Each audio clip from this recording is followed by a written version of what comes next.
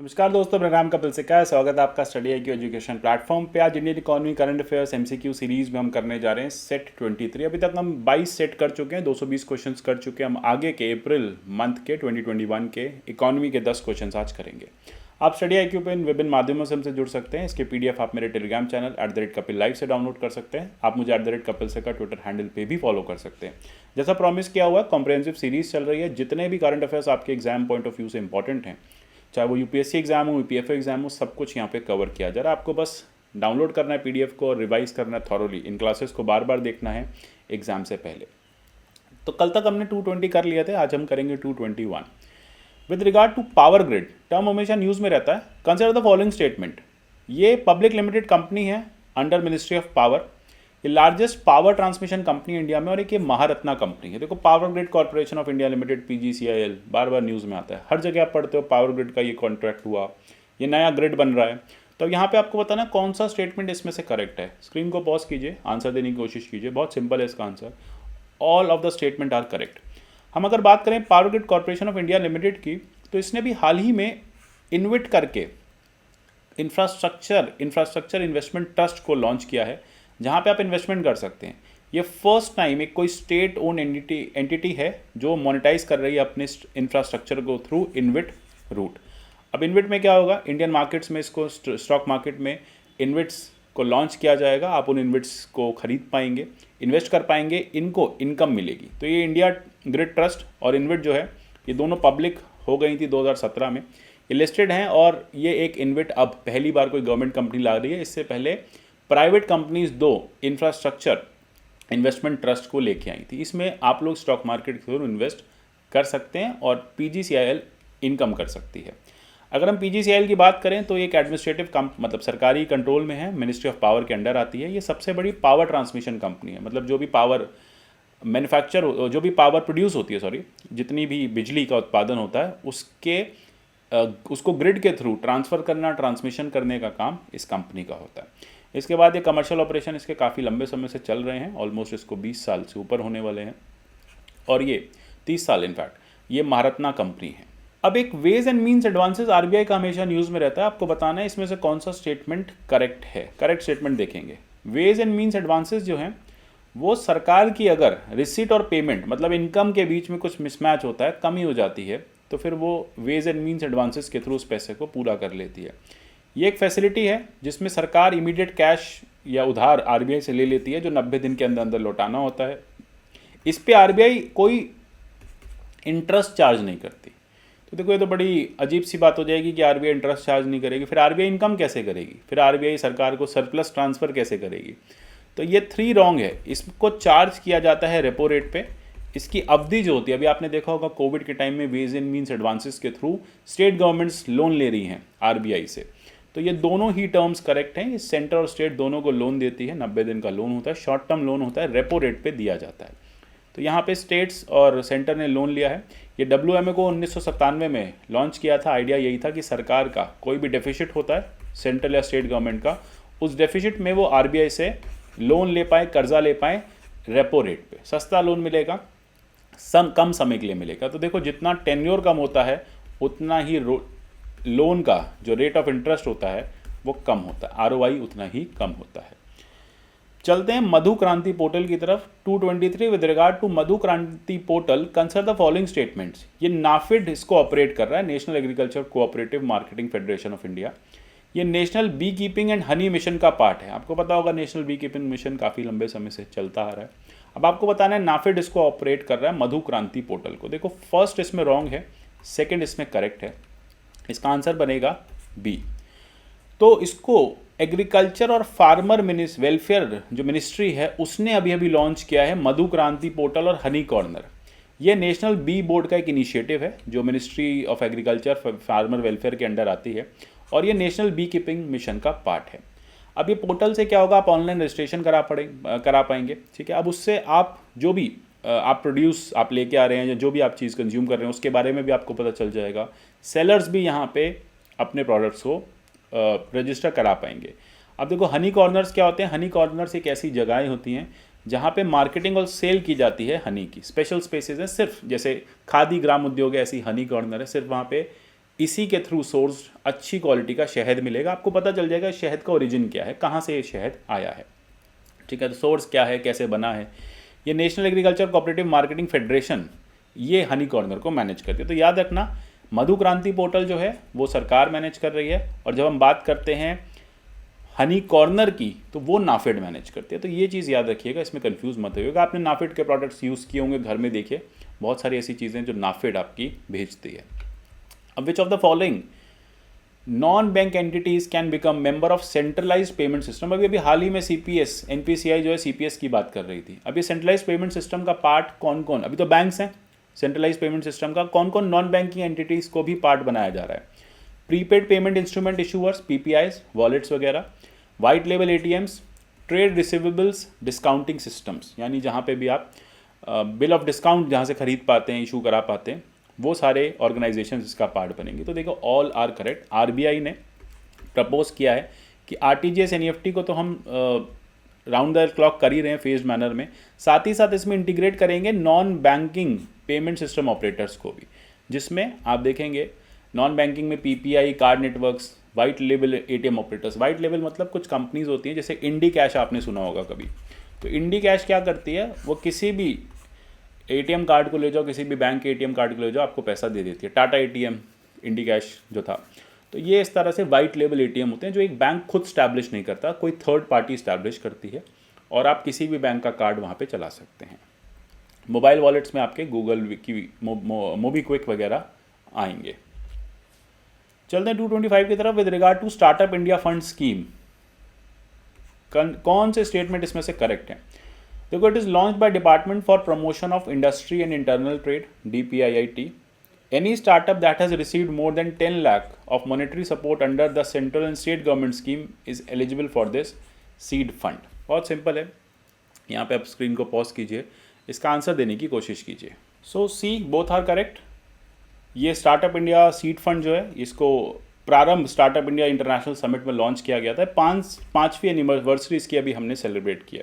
ये financial assistance देता है स्टार्टअप्स को, जहाँ पे प्रोटोटाइप डेवलपमेंट, प्रोडक्ट ट्रेल्स वगैरह में उनको हेल्प मिलती है। इसे लॉन्च किया था department of for promotion of industry and international trade. 945 crore का आउटले था, आउटले इतना इंपॉर्टेंट नहीं है।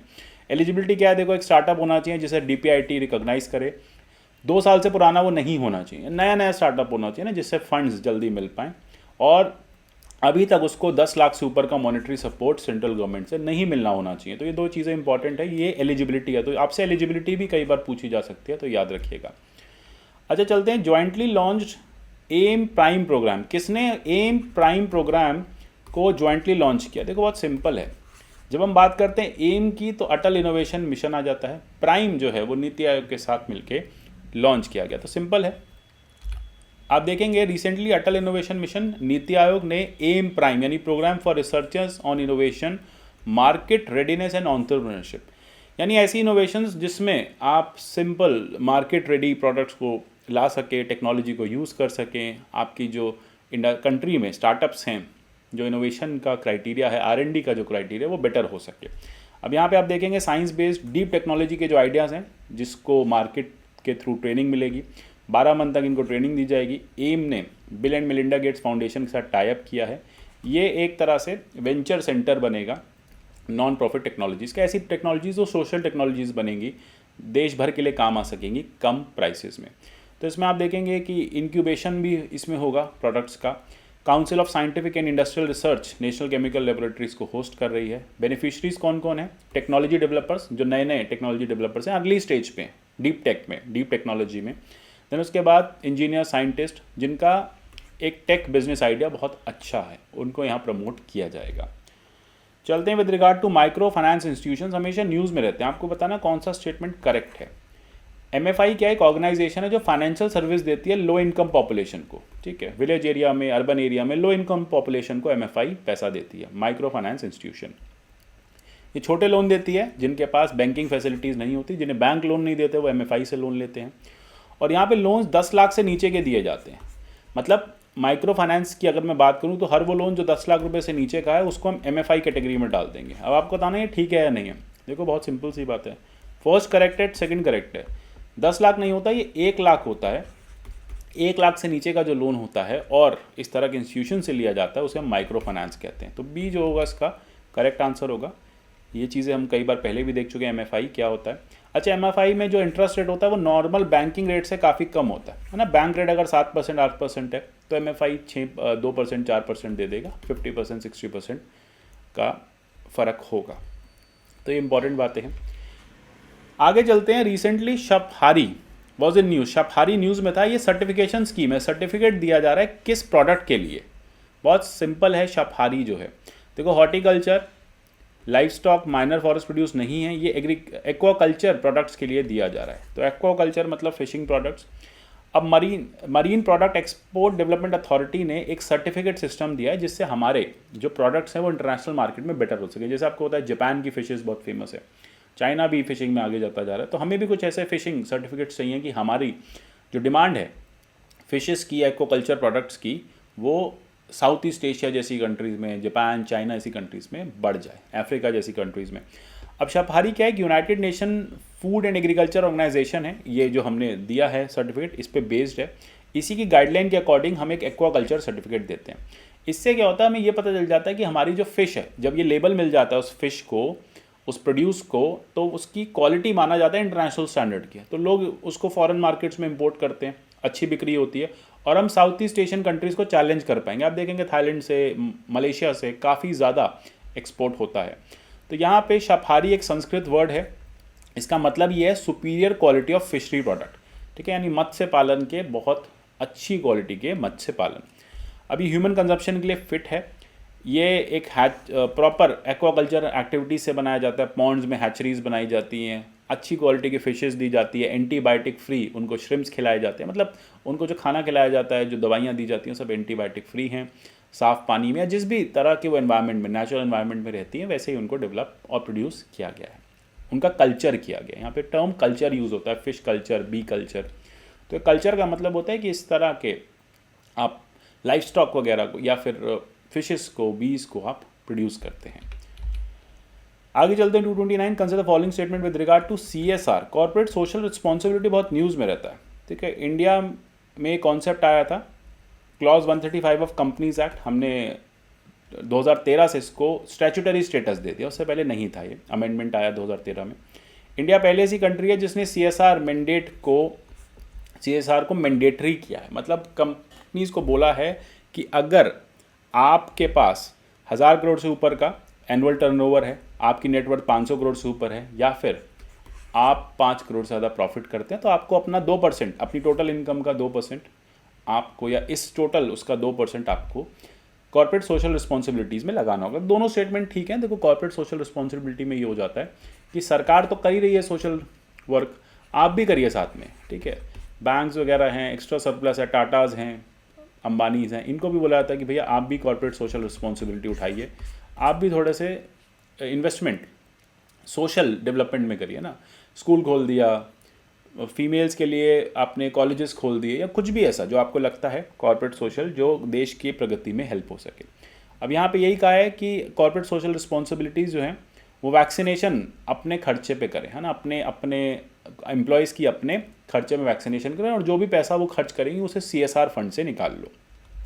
तो इससे क्या हो जाएगा, कंपनी में भी एक्स्ट्रा बर्डन नहीं आएगा।